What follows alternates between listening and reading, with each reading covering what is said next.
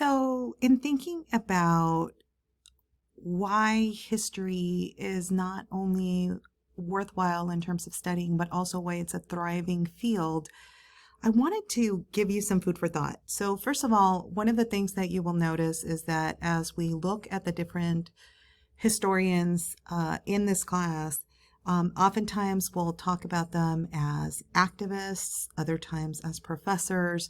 One of the things that hopefully you will get a sense of by the time we finish our class is that to be a historian can be many different things at this point in time. Some of you are already beginning to think about public history, and so it's important to think about how perhaps taking that as a profession may differ from those of you who are thinking about taking a more traditional route in academia, or those of you who might want to use your skills relative to more non-conventional historian jobs outside of the academy.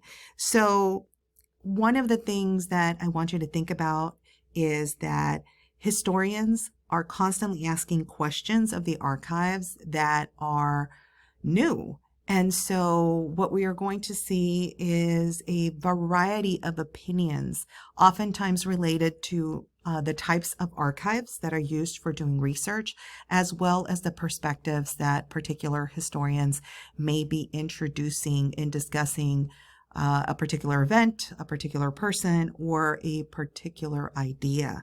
And so one of the other things that you will notice is that historians are increasingly borrowing from different disciplines to understand what is taking place as they look at primary documents and as they ask new questions that many people thought were settled.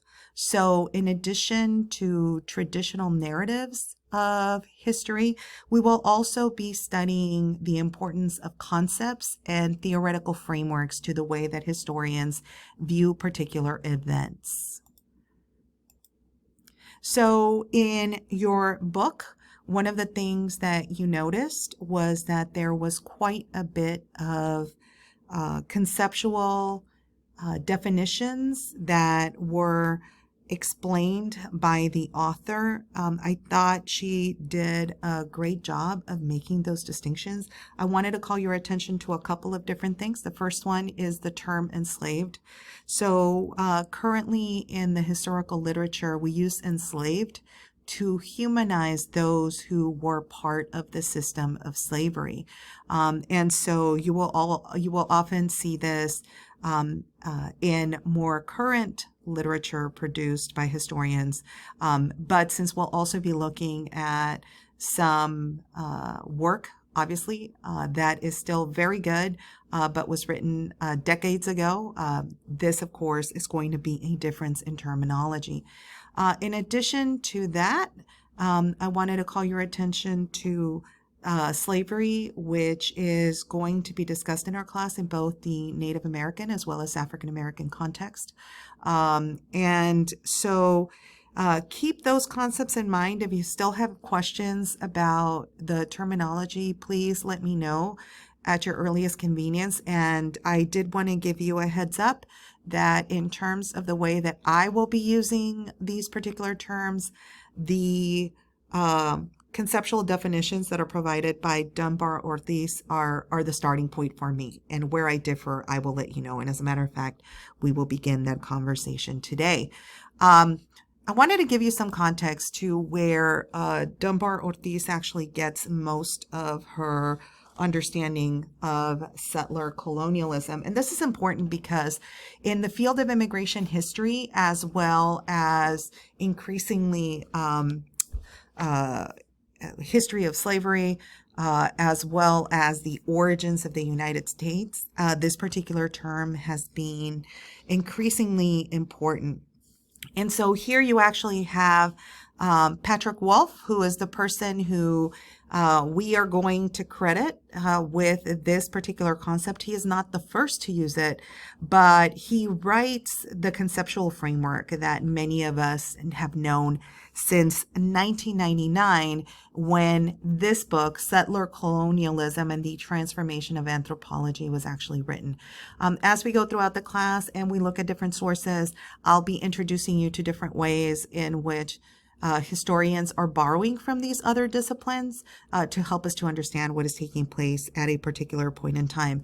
As you all know, one of the biggest challenges with indigenous populations is that we don't always have written records. And so traditionally, we are going to see that many Native American scholars will use strategies and understandings from anthropology to write those Native American histories.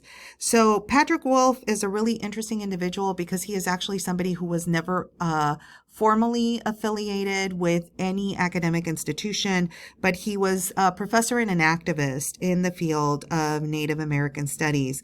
He was originally from England, but actually moved to Melbourne, Australia, and that is actually where he lived for most of his adult and academic life. In Melbourne, he was actually teaching about Australian Aboriginal people, and that is really where his theories on settler colonialism basically are created and developed. And so, unfortunately, Dr. Patrick Wolf passed away in 2016, but in that same year, his Traces of History, Elementary Structures of Race, was actually published. And this book, just like his first book, actually have been really influential in the way in which people think about settler colonialism today. And so I wanted to give you a little bit of perspective because that is really the starting point that Dunbar Ortiz is using in her book. And as historians, this is definitely relevant.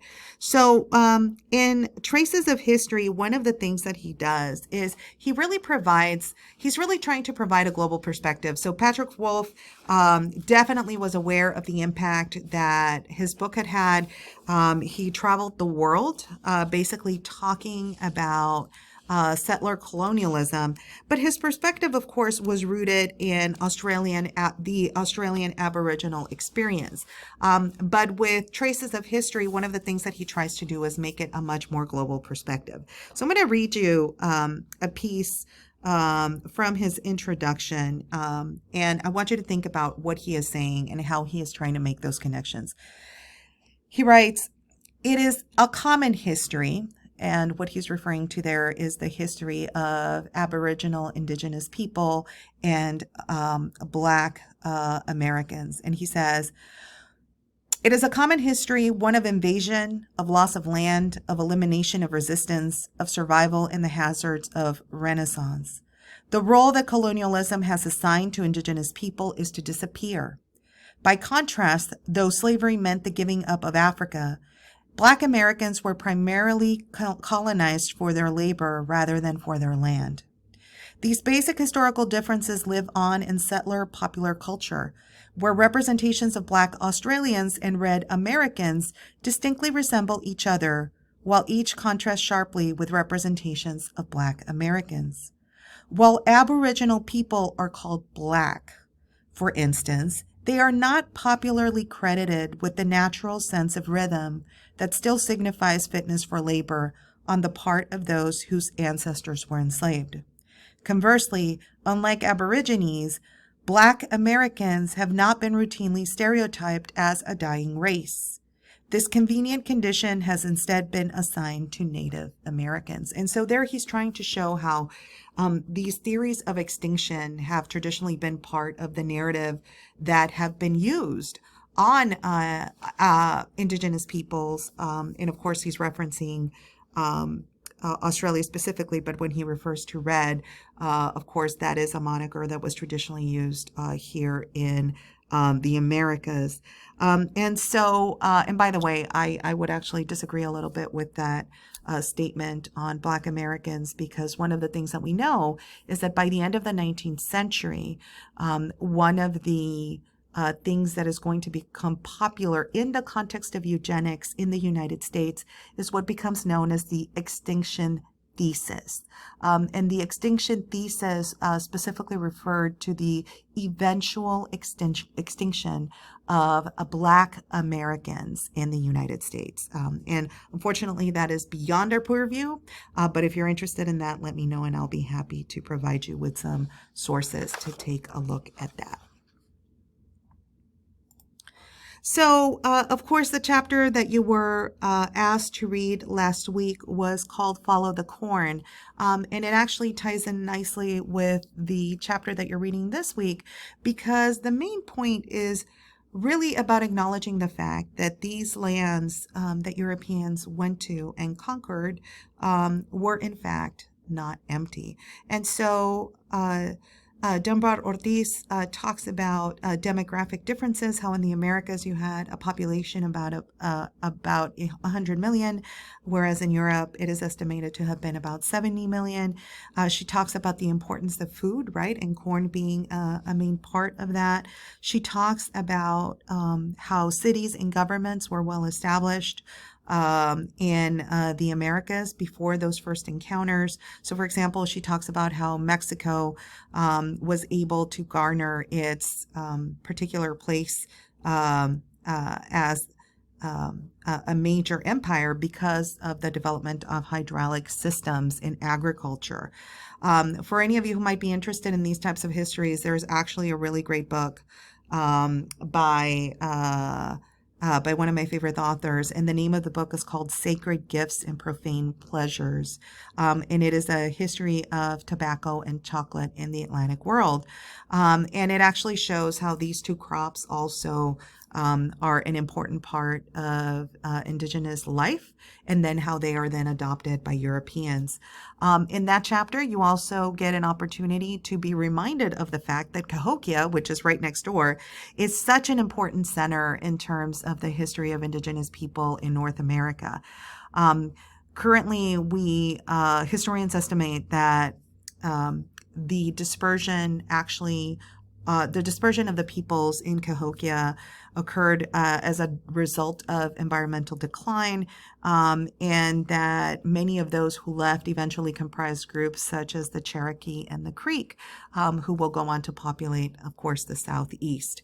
And so the book gives you some background as to considering the fact that this land that we will often think about as originally empty, in fact, was not. It was actually very rich.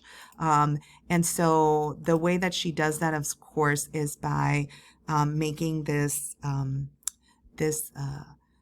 metaphor of the network of peoples of the corn. So I'm going to actually include a link of a really great map that, while not complete, is a great attempt of digital history to try and capture the diversity and also the movement of different groups, different indigenous groups during this time period. And so as you take a look at that, I want you to think not only about the migration, but other things that Dunbar Ortiz calls our attention to, for example, such as the fact that different strategies were adopted by different groups depending on the region in which they lived. So some indigenous groups, of course, developed controlled fires as a means to deal with the local landscapes, hunting, as well as planting. Other groups like the Haudenosaunee Confederacy will develop constitution, right, before these first encounters. There are roads, hunting paths, major rivers are tracked, and all of these different things actually place these groups in contact with other tribes throughout the Americas. So there's a very sophisticated system that exists there.